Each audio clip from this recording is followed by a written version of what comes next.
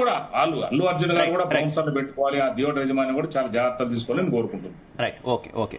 కేతిరెడ్డి జగదీశ్వర్ రెడ్డి గారు, నేను ఇందాక ప్రస్తావించినట్టు ఈ మొత్తం వ్యవహారాన్ని, పుష్ప సినిమా స్టార్టింగ్ నుంచి కూడా ఈ వ్యవహారం మొత్తాన్ని కూడా ఎవరికి వాళ్ళు తమకు అడ్వాంటేజ్ గా, ముఖ్యంగా పొలిటికల్ టర్న్ లో ఎవరికి వాళ్ళు తమ అడ్వాంటేజ్ గా తీసుకోవడానికి చూస్తున్నటువంటి పరిస్థితి. ఇప్పుడు ఈ రోజు జరిగినటువంటి వ్యవహారంలో అల్లు అర్జున్ అరెస్ట్ ను కూడా పొలిటికల్ గా డివైడ్ అయిపోయి, మరి కొంతమంది అల్లు అర్జున్ కి సపోర్ట్ చేస్తుంటే మరికొంతమంది ఎదుటి వాళ్ళ వల్లే, ఇతర పార్టీల వల్లే, మీకు అర్థమయ్యే ఉంటుంది ఏ పార్టీలు ఏంటి అనేది. నేరుగా చెప్పుకుంటే పవన్ కళ్యాణ్ అరెస్ట్ చేయించారు, లేదంటే చంద్రబాబు నాయుడే అరెస్ట్ చేయించారు, దీని వెనక వీళ్ళ కుట్ర ఉంది, ఇక వైఎస్ జగన్ అండగా ఉన్నారు. ఈ రకమైనటువంటి చర్చను విస్తృతంగా సోషల్ మీడియాలో ముందుకు తీసుకెళ్తున్నటువంటి పరిస్థితి.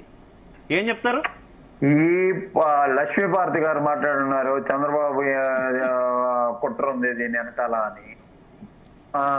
అదే విధంగా వైఎస్ఆర్సీపీ జగన్ గారు ఆయన ట్విట్టర్ లో ఏదో పెట్టినట్టున్నాడు.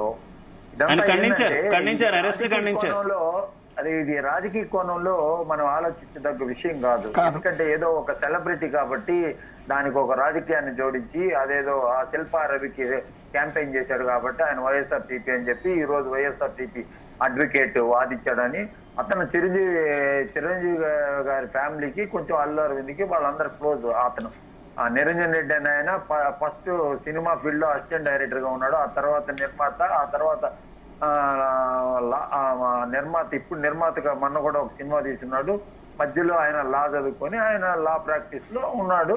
అలా కాలక్రమంలో అలా వైఎస్ఆర్సీపీ జగన్ కి సంబంధించిన కేసులు ఆయనేమి ముందు సిబిఐ కేసులు అవన్నీ ఏం డీల్ చేయలేదు. ఆయన రాజ్యసభ మెంబర్ గా వైఎస్ఆర్సీపీ నుంచి ఉన్నాడు. ఆయనకి చిరంజీవి ఫ్యామిలీ, అదే విధంగా అల్లు అరవింద్ ఫ్యామిలీ వాళ్ళంతా క్లోజు అతనికి, నిరంజన్ రెడ్డికి. దానివల్ల సినిమా ఫీల్డ్ లో చాలా మంది అతనికి పరిచయం కాబట్టి ఆ రకంగా ఆయన చెప్పుండొచ్చు. అంతేగాని ఇది వైఎస్ఆర్సీపీ అని చెప్పి ఇప్పుడు లక్ష్మీపార్వతి ఈ విధంగా మాట్లాడడం తప్పన్నమాట. ఎందుకంటే చంద్రబాబు నాయుడు గారు అన్స్టాపబుల్ అనే ఒక ప్రోగ్రామ్ లో పాల్గొన్నాడు అనమాట. అది హోస్ట్ వచ్చి బాలకృష్ణ, అది ఛానల్ ఓనర్ వచ్చి అల్లు అరవింద్ గారు. దాంట్లో అన్స్టాపబుల్ అనే దాంట్లో చంద్రబాబు నాయుడు గారు పాల్గొన్నారు. అదే విధంగా అంతా వాళ్ళు క్లోజ్ గా ఉంటారు ఫ్యామిలీ. ఇప్పుడు చంద్రబాబు నాయుడు గారు రేవంత్ రెడ్డికి చెప్పి ఇతన్ని అరెస్ట్ చేయించాల్సినంత అవసరం అయితే ఏం లేదు. చట్టం దాని పని అది చేసిందని చెప్పవచ్చు. ఎందుకంటే మీరు లక్ష్మీ పార్వతి గారి మీద లక్ష్మీస్ ఎన్టీఆర్ అంటూ ఒక మూవీ కూడా వచ్చినటువంటి పరిస్థితి ఏంటి? అసలు లక్ష్మీ పార్వతి గారు ఈ రకంగా ఎందుకు మాట్లాడాల్సిన పరిస్థితి? క్షమించాలి, వీరగంధం మూవీ మీరు తీశారు, లక్ష్మీ ఎన్టీఆర్ అటు ఆర్జీవీ తీసినటువంటి పరిస్థితి. ఎందుకు ప్రతిసారి ప్రతి అంశంలో కూడా ఈ రకంగా టీడీపీనో చంద్రబాబునో తీసుకొస్తారు?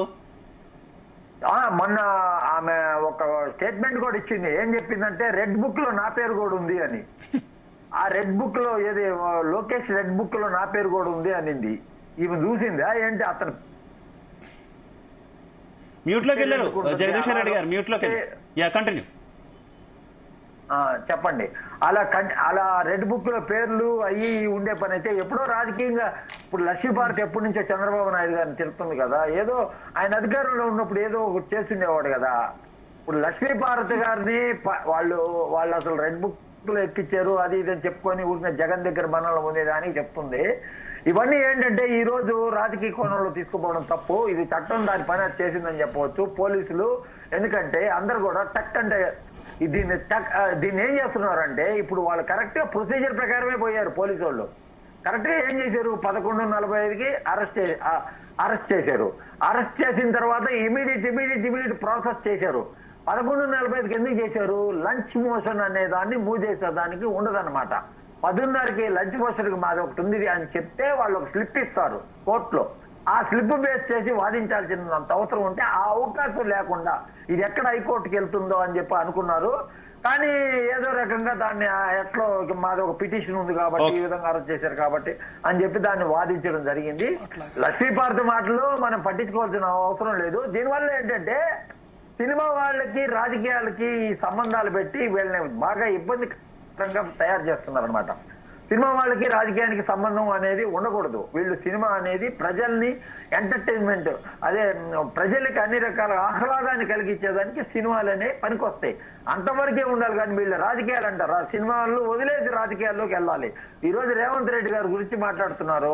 రేవంత్ రెడ్డి గారు ఏం చెప్తున్నారు? స్వచ్ఛందంగా చెప్తున్నాడు, చట్టం దాని పని చేస్తుంది అన్నారు. ఇప్పుడు బెయిల్ వచ్చింది, దానికి ఏంటి? చట్టం దాని పని చేసినట్టే కదా, చట్టం దాని పని చేసినట్టే కదా, బెయిల్ వచ్చింది. కాబట్టి ఇదేంటంటే హైదరాబాద్ లో ఎక్కువగా ఈ మధ్య ట్రోల్ అవుతున్నాయి అనమాట. మన మోహన్ బాబు గారి ఇష్యూ అయితేమి, అదే విధంగా ఈ అల్లు అర్జున్ వచ్చినప్పుడు ఒక ఆమె చనిపోవడం కానీ, ఇది ఒక శాంతి భద్రతలకి ఏంటంటే విఘాతం కలిగే ఒక సెంటర్ లాగా ఇదేంటంటే ఈ సెలబ్రిటీ వల్ల ఏంటంటే ఇది ఎక్కువగా ట్రెండింగ్ లోకి వెళ్ళిపోతుంది.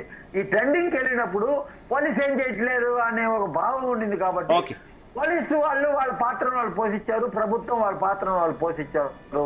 చట్టపరంగా రేపు కేసు అనేది రన్ అవుతుంది. మీరు చెప్పుకోవచ్చు. ఇప్పుడు బెయిల్ మీదే ఉన్నారు కదా మీరు, బెయిల్ ఇంట్రీమ్ బెయిలే మీకు వచ్చింది. కాబట్టి ఏంటంటే ఏం కావాలో చెప్పుకోవచ్చు. కానీ ఇలాంటి హంగామాలు చేస్తా, హడావిడి చేస్తా థియేటర్ల దగ్గరికి వెళ్ళడం మాత్రం ఇంకా మానుకోవాలని కోరుతున్నాను. రైట్. శ్రీకాంత్ గారు, యాజ్ ఎ ఫిలిం క్రిటిక్ గా మీరు చూసే ఉంటారు, ఫ్యాన్ వార్స్ ఏదైనా ఒక మూవీ రిలీజ్ అయిందంటే విస్తృత